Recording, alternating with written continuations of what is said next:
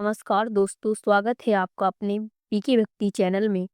आज मैं आप सबको मोती देने वाले तुलसी के पौधे की कहानी सुनाने जा रही हूँ। अगर आपको ये कहानी पसंद आए तो कमेंट बॉक्स में जय तुलसी माँ जरूर लिखें। अब चलिए शुरू करते हैं। ये कहानी किसी गांव में एक गरीब ब्राह्मण और ब्राह्मणी रहते थे। ब्राह्मण बहुत ही धार्मिक प्रवृत्ति के थे। वह हमेशा पूजा पाठ में लगे रहते थे और वह कार्तिक मास में तुलसी माता की पूजा किया करते थे।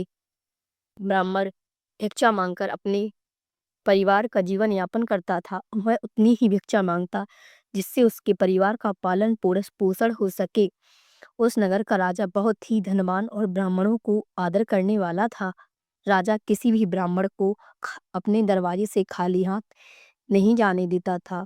राजा के यहाँ ब्राह्मण दूर दूर से दान लेने आते और दान लेकर आशीर्वाद देकर चले जाते। एक दिन की बात है, एक दिन ब्राह्मण की पत्नी ने ब्राह्मण से कहा कि दूर दूर से राजा के यहाँ ब्राह्मण दान लेकर चले जाते हैं और आप यहाँ के यहाँ एक दिन भी राजा के पास नहीं गए। जीवन भर कंगाली कहाँ से झेलूं। आज आप जाओ, राजा से कुछ मांग कर लाओ। ब्राह्मण ने अपनी पत्नी को समझाते हुए कहा कि तू तो बावली है, हमें धन की क्या जरूरत है। हमें इतना तो मिल ही जाता है जिससे हम अपना परिवार चला सकें। और राजा का धन अच्छा नहीं होता, वह तो हमें नहीं लेना चाहिए। लेकिन उसकी पत्नी जिद पर अड़ गई और बोली, मैं तुम्हारी एक बात भी सुनने वाली नहीं हूँ। कब तक हम कंगाली में जीते रहेंगे। तुम तो रोज माला लेकर बैठ जाते हो। अपने बच्चों को क्या खिलाएं और क्या पहनाएं। जब बच्चे दूसरे बच्चों को पहनते ओढ़ते दिखते हैं और खाते पीते तो उनका भी मन ललचाता है। आज आप राजा के पास जाओ, वो बहुत भले व्यक्ति हैं, वो हमें जरूर कुछ मुंह मांगा दान देंगे। ब्राह्मण की पत्नी जिद पर आ गई। ब्राह्मण ने हार मान ली और वह मजबूर होकर राजा के यहाँ चल दिए। जब ब्राह्मण महल में पहुंचे तो उन्हें पता चला कि उस समय राजा महल में नहीं है। ब्राह्मण को वापस लौटना पड़ा। ब्राह्मण की पत्नी ने दूसरे दिन फिर ब्राह्मण को फिर से राजा के पास भेजा, लेकिन राजा उस दिन भी अपने महल में नहीं थे। तीसरे दिन फिर ब्राह्मण महल में आए तो राजा उन्हें मिल गए और राजा ने ब्राह्मण का स्वागत किया और आसन पर बिठाया। और 2 दिन ना मिल पाने पर राजा ने ब्राह्मण से क्षमा मांगी। राजा ने कहा, मैं आपकी क्या सेवा कर सकता हूँ। तब ब्राह्मण ने कहा, जो मैं मांगू क्या आप दे सकते हो, दे सकोगे। राजा ने कहा, हाँ हाँ मांगो, क्या चाहिए, आपकी क्या सेवा कर सकता हूँ। तब ब्राह्मण ने निवेदन किया, महाराज मैं कुछ नहीं चाहता, बस आप अपने पसीने की कमाई से कमाए हुए 4 पैसे दान में दे दें। ब्राह्मण की बात सुनकर राजा चौंक गए और सोचने लगे कि खजाने में बहुत सारा धन पड़ा है पर मेरी मेहनत की एक कौड़ी भी नहीं है। तब राजा ने ब्राह्मण से कहा, आप मुझे एक दिन का समय दें, मैं कल आपको आपका मुंह मांगा दान दे दूंगा। ये सुनकर ब्राह्मण अपने घर वापस आ गया। जब ब्राह्मण की पत्नी ने ब्राह्मण को खाली हाथ देखा तो वह बोली, क्या हुआ, राजा ने कुछ नहीं दिया। तब ब्राह्मण बोले, राजा ने कल देने के लिए कहा है। यह सुनकर ब्राह्मणी सोचने लगी कि शायद इन्होंने बहुत सारा धन मांगा होगा और राजा को इसकी व्यवस्था करने में समय लग रहा होगा, इसलिए कल बुलाया। दूसरी ओर राजा अपने राज्य से कपड़े बदले और फटे पुराने कपड़े पहन लिए और मजदूर जैसा भेष बना लिया। जब राजा की रानी ने यह देखा तो राजा से पूछा कि आपने ऐसा क्यों बनाया है भेष अपना। तो राजा ने अपनी रानी को सारी बात बता दी। तो रानी ने कहा, मैं भी आपके साथ चलूंगी। राजा के हाँ कहने पर रानी भी पुरानी साड़ी पहनकर राजा के साथ चल दी। इस प्रकार रानी मजदूर की तलाश में शहर निकल गए। लोहार के मोहल्लों में जाकर राजा ने आवाज लगाई, किसी को मजदूर चाहिए।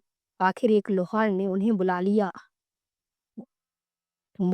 जा पहिए पर हल चलाने की तैयारी कर रहा था। उसने राजा से कहा, देखो तुम्हें पहले खलल झोंकनी पड़ेगी और फिर जब आग आ जाए तो उसके बाद घन पीटना होगा। तुम्हें कुएं से पानी लेकर हौदी भरनी होगी। उसने ये शब्द रानी से कहे और कोयले वाले घर से कोयला लाकर मिट्टी में डालना होगा। तुम दोनों को दिन भर में 2-2 आने मिलेंगे। अगर काम पसंद हो तो बोलो, नहीं तो अपना रास्ता नापो।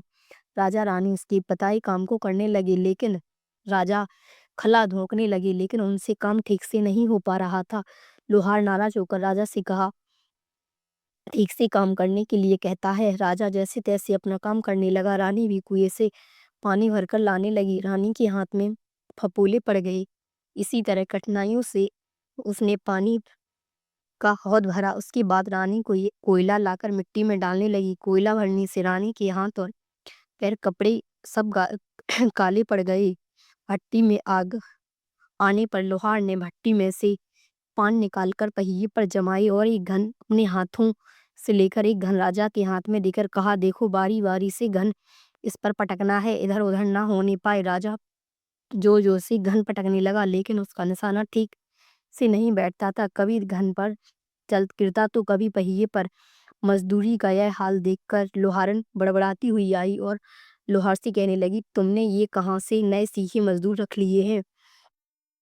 इनसे काम नहीं चलेगा, ये मजदूर तुम्हारा सब काम बिगाड़ देंगे। राजा रानी उन दोनों की फटकार सुनते सुनते अपना काम मन लगाकर करते रहे। घन पटकते पटकते राजा का शरीर पसीने से तर हो गया और जोर जोर से सांसें चलने लगी।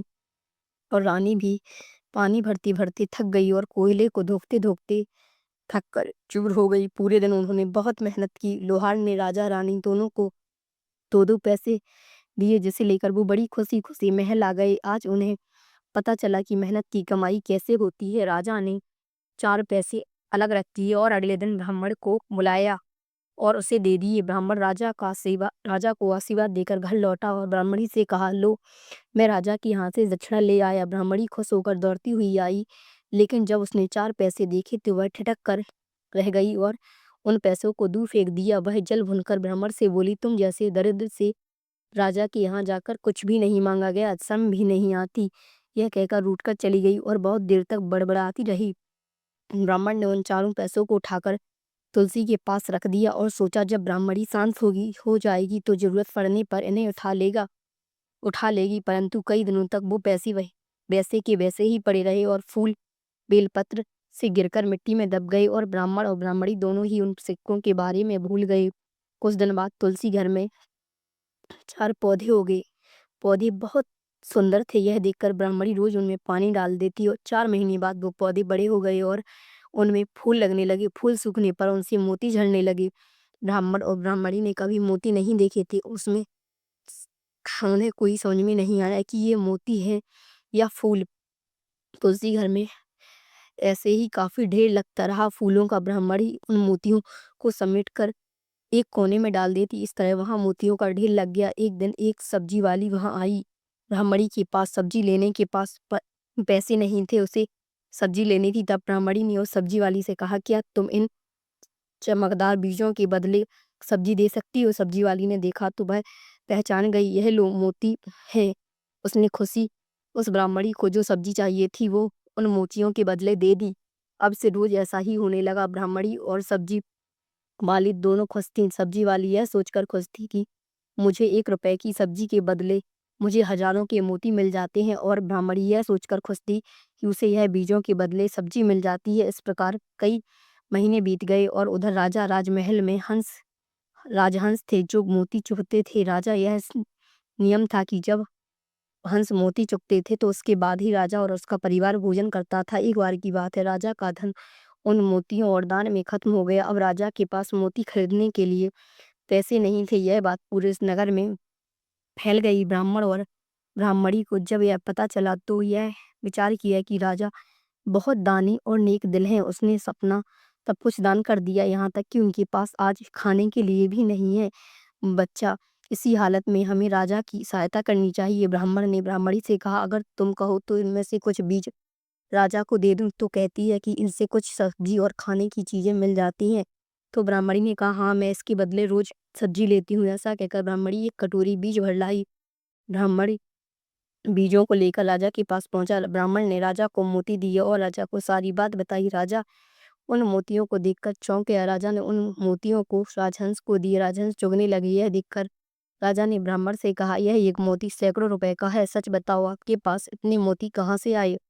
तब ब्राह्मण बोला, राजन ऐसे बीज तो हमारे घर पर बहुत पड़े हैं। और राजा को पूरी बात बताई। राजा अपने मंत्रियों के पास और साथ जाकर ब्राह्मण के घर पहुंचे और उन चारों पेड़ों को देखा और पूछता है सर्च करने पर उन सिक्कों वाली बात सामने आई। जब राजा ने उन पेड़ों को देखा तो उनके जड़ के पास वही सिक्के निकले हुए थे। आज ब्राह्मण और ब्राह्मणी को मालूम हुआ कि उनके पास लाखों और करोड़ों की दौलत है जिससे वो साधारण भी समझते थे। ब्राह्मण ने सोचा कि मेरे लिए यह धन किस काम का। ऐसा सोचकर ब्राह्मण ने सारे मोती राजा को दान में दे दिए। राजा राजा की भी आंखें खुल गईं और मेहनत की कीमत उन्हें मालूम पड़ गई। उस दिन राजा ने प्रण किया कि आज के बाद मैं अपने खजाने के पैसों से एक भी अपने स्वयं के खर्च में नहीं लगाऊंगा। अपना खर्च मेहनत करके चलाऊंगा। खजाने और ब्राह्मण के धन से राजा ने कई धर्म कर्म के कार्य शुरू कर दिए। जय हो तुलसी माता की। तो दोस्तों, आपको हमारी ये कहानी कैसी लगी हमें कमेंट में ज़रूर बताएं और हमारे चैनल पीके भक्ति को सब्सक्राइब करना ना भूलें ताकि हमारे आने वाले वीडियो के नोटिफिकेशन आपको ज़रूर मिल सकें।